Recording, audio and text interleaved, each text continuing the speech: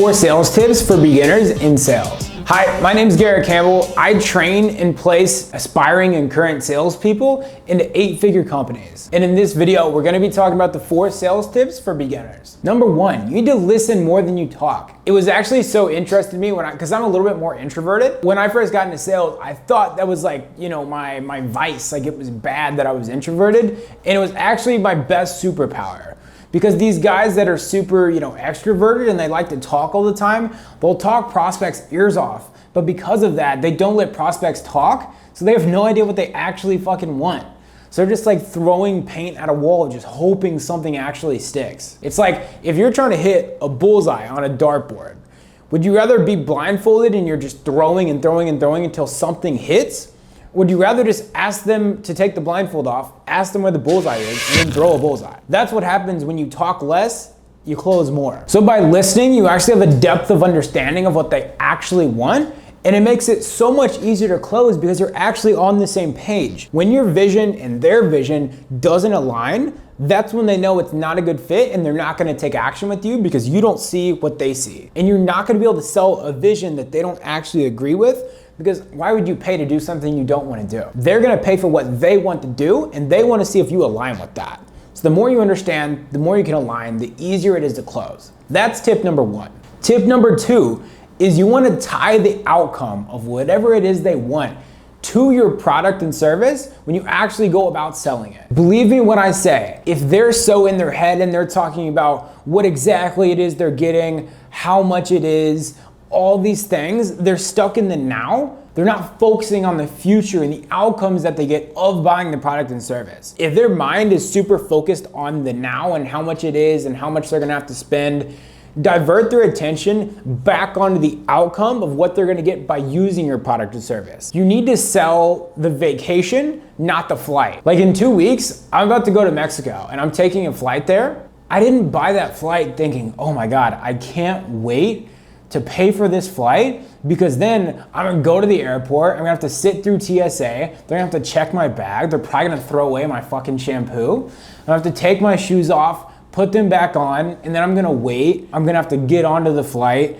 wait till I actually sit down on my seat, gonna take 30 minutes to board, like Jesus, like I think you get the point. You're not thinking about all those things when you're buying a flight. What you're actually thinking about is the outcome of buying those tickets, which is you're gonna be on the beach, you're gonna be spending time with your friends, you're gonna be having drinks, you're gonna be having a good time, the weather's gonna be amazing. That's what they're thinking about. So when your prospects are thinking about the flight and TSA and all of that stuff, remind them of Mexico, remind them of the beach, because that's what they're getting. Let's say you're selling a marketing service and they're like, oh my God, it's $5,000? Like, I'm gonna have to spend this much money. What exactly am I getting? Like, do I have to do a bunch of work? Do I have to film all these videos for you? You'd be like, dude, like, you're gonna hit $100,000 a month. You're gonna have 50 book calls every single week on your calendar. And they're like, oh yeah, that's why I'm dropping $5,000, because I'm gonna be making more money, because I'm gonna have more calls on their calendar. So remind them of the outcome, not the deliverables and what they're getting on the way there. And the third sales tip is to do what I call a price anchor when you actually drop price. It is an art and a science to drop price correctly when you're actually on a sales call. This is how a complete beginner, a complete noob in sales would drop price.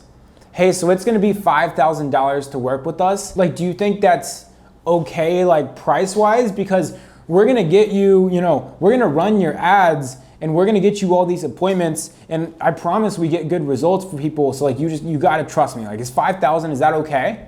Anytime you speak after price anymore, it honestly assumes that you aren't actually confident that it's actually worth that amount of money. So what you wanna do is a price anchor beforehand, and then after you say price, you shut up, you do not speak. Like, no one should be able to hear a pin drop. So how you do this correctly as an alpha, right? And after watching this video, you will be one. This is how you should correctly price anchor and drop price. So you say, so gotcha, Mr. Prospect. For everything we talked about here, to get you to $100,000, it's just a one-time investment of $5,000.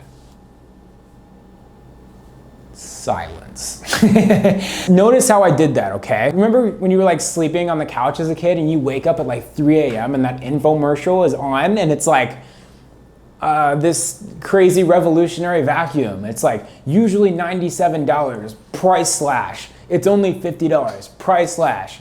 For some reason, it's always like $24.99 or $29.99, right? But then wait, there's this bonus, like you get this too, like you get the point. So what they do in like these old marketing tactics and sales tactics is to say a really big number first, so you think it's, you know, expensive, and then it's actually this really small number. We're doing the same thing here. So to get you to $100,000 a month, it's only $5,000. So when you say this really big number, and you're like, but it's only 5K, you're like, oh, that's pretty small, that's pretty cheap. It's like the same thing. I actually learned this from Tony Robbins. You want to get their state extremely energetic and enthusiastic before you tell them how much it is. So if you can tie how much money they're going to be making after working with you, the $100,000 a month, to your product and service, kind of like we were just talking about earlier, like tying the outcome to the product and service, they get more excited, more enthusiastic about dropping that money because they're not thinking about all the money they have to spend and, you know, all these things. They're just thinking about making that much money. They're like, okay, so if I pay you money, I get exactly what I want, which is $100,000 a month. So point being is like with these price anchors, just say a very big number before you actually drop the price. And then once you say the price, you never say cost, you never say price, because these has negative connotations. Investment or tuition has a positive connotation of like getting an ROI. You say price anchor, investment, or, you know, tuition is this amount of money, and then you don't speak afterwards. And the fourth and final sales tip is to create gap. What I mean by this is think of it as if we're at a level playing field here. Everything's kosher, nothing's good, nothing's bad. I'm like a 0 out of 10. -10, the floor is like hell. And then as high as we can go is like heaven. This is like a 10 out of 10. So there's like 0, there's like -10, there's like 10, which is like heaven. The goal here is to get their current situation as close to hell as possible and get their future situation, like what they're hoping to get out of working with you, as close to heaven as possible. Because you'll notice the bigger this gap is between where they're at and where they want to be, it creates the urgency to get them to want to pull the trigger and buy like right then and there.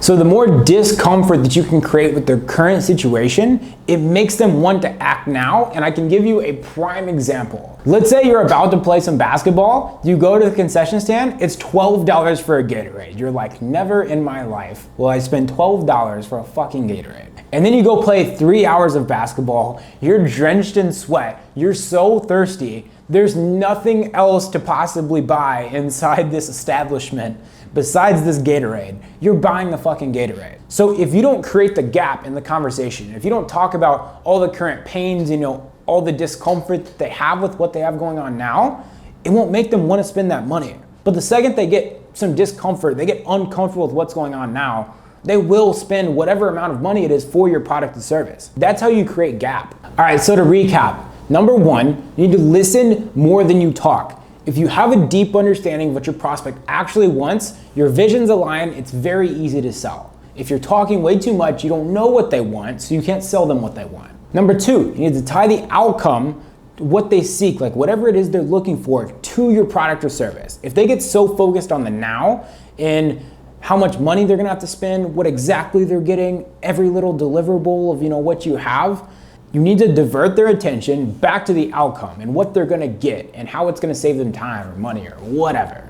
Tie the outcome to the product or service. Number three, when you drop price, you need to drop a price anchor to that. So say a very big number beforehand, whether it's how much money they're making, the size of the problem, whatever. Drop the price, never say the word price, never say cost. These have negative connotations. Instead, replace that with investment, which is my favorite, because investment has the connotation of getting an ROI, whereas cost and price have the connotation of lost money. So you say investment of $10,000 and then shut up and do not speak and let them speak. The first person to speak loses.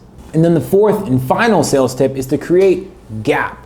Get their current situation as close to hell as possible. Get their future situation, the outcome that they seek, as close to heaven as possible. Because the bigger that gap is, the more uncomfortable they are with their current situation, the more likely they are, the more urgency they have to pull the trigger and buy on the call. So I hope you guys learned something today. I hope this video brought you some value. And if you're looking for more sales videos like this, more sales tips, and you're looking to level up your sales game, subscribe to the YouTube channel right now.